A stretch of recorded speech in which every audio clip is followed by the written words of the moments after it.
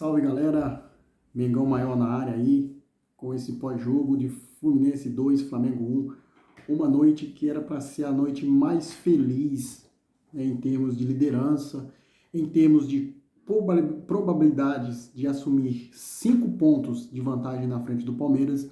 Infelizmente, em erros grotescos, tanto da defesa quanto da arbitragem, o Flamengo perde para o Fluminense e vê a chance de abrir 5 pontos para o segundo colocado, o Palmeiras, despencar. Tá? O Palmeiras tropeçou, o Flamengo tinha que fazer o dever de casa, ganhar para abrir 5 pontos de vantagem, mas caiu na incompetência de erros defensivos e um time sonolento, o Flamengo muito sonolento em campo, e o Fluminense se aproveitou disso. Mas antes da gente falar sobre esse pós-jogo, galera, quero pedir a você que não é inscrito, se inscreve aí, deixa o like nesse vídeo, aciona o sino das notificações na opção todas, não se esqueça de comentar, seu comentário aqui embaixo é muito importante, o que vocês acharam desse jogo aí de Flamengo e Fluminense, Fluminense e Flamengo, e não se esqueça, se aparecer a opção hypar aí o vídeo,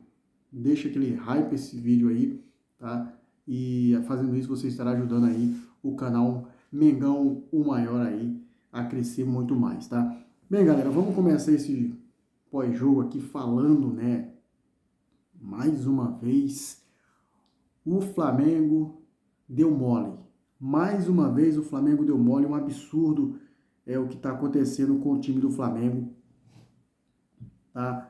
O time parece que entra muito sonolento nos jogos, principalmente no primeiro tempo. É uma coisa que o técnico tem que corrigir para ontem. O que aconteceu hoje aqui no Maracanã é inadmissível. Um time com essa qualidade, com esses jogadores que tem, o técnico não saber extrair o melhor dos seus atletas. A verdade é, doa a quem doer.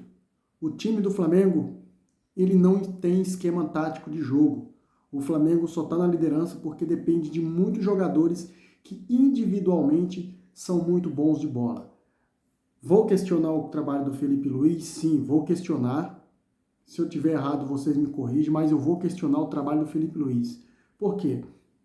O Felipe Luiz, de uns meses para cá, depois do Mundial de Clubes, ele vem, cada jogo que passa, a gente dá a impressão que o Flamengo não é aquele time que passa confiança para o torcedor. Então, eu tenho essa crítica ao treinador porque ele insiste nesse jogo com 4-2-3-1. 4-2-3-1. Tá? Insiste nesse jogo, onde todos os adversários exploram as costas dos laterais, porque os meios de campo não conseguem alcançar os pontas adversários. Aconteceu ontem, gente. Ayrton Lucas, horrível. Emerson Royal, horrível também, tá? Então a gente está esbarrando em coisas que pode corrigir. Dá tempo corrigir ainda, tá? Dá tempo corrigir ainda. O Felipe Luiz, ele tá morrendo no esquema tático por conta de ter jogadores que são amigos no elenco. Eu gosto dos meus amigos, eu vou pôr meus amigos para jogar. Isso não pode acontecer. O Clube de Regatas do Flamengo é uma instituição, não uma casa de amigos. Felipe Luiz gosta muito do Samuelino, ok, beleza. Gosta muito do Saul, ok, beleza. Mas se tem jogadores pedindo passagem, ele tem que usar os que estão pedindo passagem, os melhores. O Cebolinha, principalmente, entrou no segundo tempo, mudou o jogo. Já tinha acontecido lá no jogo contra o Sport lá atrás, tá? Já tinha acontecido no jogo contra o Sport lá atrás. O Juninho, ele mesmo que não tenha feito gol hoje, mas ele entrou até bem, tá? O Juninho entrou até bem. A gente também não pode descartar o Juninho, porque eu vejo muito torcedor falando que o Juninho é horroroso. Sim, o Juninho não é lá esse jogador que dá nível de Flamengo, mas é o que a gente tem no elenco, gente. Temos que aproveitar o Juninho enquanto dá tempo antes da final, porque colocar ele em uma fria, igual colocou o garoto João Vitor, antes da final, um jogo antes da final, aí já é crueldade com o jogador, não é? Falando agora sobre os erros grotescos do jogo, vamos começar pelo primeiro gol ali numa falha de marcação. Emerson Royal e João Vitor ficaram só olhando a bola, enquanto o Lúcio Acosta chegou sozinho, gente, sozinho, para chapar pro gol. É incrível o que acontece. Esse garoto, ele tá muito nervoso. O João Vitor, ele tá muito nervoso. Ele subiu pro profissional, ele pegou uma bomba relógio. Porque no profissional é totalmente diferente da base. O garoto, ele tremeu na base de novo. Normal para um garoto. Normal. Não é normal você falhar 2 vezes no mesmo jogo.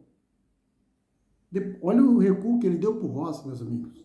Que recuo tenebroso. Tá certo que o Rossi também foi de uma imaturidade, de uma irresponsabilidade, tá? Não tô aqui para criticar o Rossi. Para mim é o melhor jogador desse time do Flamengo, disparado. Hoje o melhor jogador, além dele, o Arrascaeta. Mas uma tremenda irresponsabilidade do Rossi. Querer dominar a bola, dar um chutão para frente, deixa a bola sair para escanteio, vai gerar outro lance. Mas o que aconteceu foi toque do João Vitor, como eu falei, uma pedrada, uma tijolada para o Rossi. Rossi foi dominar a bola, o Serna chegou, tomou a bola do Rossi e fez o gol. Né? A bola, na verdade, escapou do Rossi. Primeiro tempo para esquecer. Primeiro tempo horrível. Aí veio o segundo tempo, veio as mexidas, o time melhorou bastante, sim, aí vocês vão dizer, mas o Flamengo melhorou muito no segundo tempo, tomou conta do jogo. Mas e daí? O que aconteceu no segundo tempo fora o gol de pênalti? Mais nada. Aconteceu mais nada. Então, mais uma vez, o técnico Felipe Luiz, ele não sei o que é que o Flamengo tem, que joga bem um tempo e no outro apaga o Flamengo, esquece o Flamengo. Eu acho que os caras entraram assim depois de ter comido uma baita feijoada, né? Barriga cheia ali. Pô, não dá, cara. Não dá, mano. A gente teve a chance, tava tudo na mão, na nossa mão. Tudo pra gente abrir 5 pontos de vantagem. O Palmeiras empatou mais cedo com o Vitória. O Vitória empatou com o Palmeiras lá no Allianz Parque. O improvável aconteceu. Aí o Flamengo vai e perde pro Fluminense no clássico. Não perdeu nenhum clássico esse ano. Tinha que perder logo esse clássico decisivo. Aí o torcedor fica com a cabeça muito preocupada, porque a final da Libertadores está aí. Temos jogos importantes contra o Bragantino no sábado, contra o Atlético Mineiro na terça-feira, e o Flamengo sábado não joga sem o Saul e sem o Eric Pulgar. Tá certo que o Saul não é titular, mas o Eric Pulgar é titular absoluto. Aí vai ter que refazer o meio de campo de novo, com o Jorginho que está voltando de lesão, possivelmente com Everton Araújo, o De La Cruz está voltando de lesão. Coisas preocupantes, né, gente? Muito preocupantes, tá? Classificação do campeonato para vocês, sem falar num erro grotesco do árbitro, né? Um pênalti que ele deixou de marcar a favor do Flamengo. Pô, o Thiago Silva chutou o Bruno Henrique ali, pênalti claro. Eu vejo as matérias aí depois do jogo.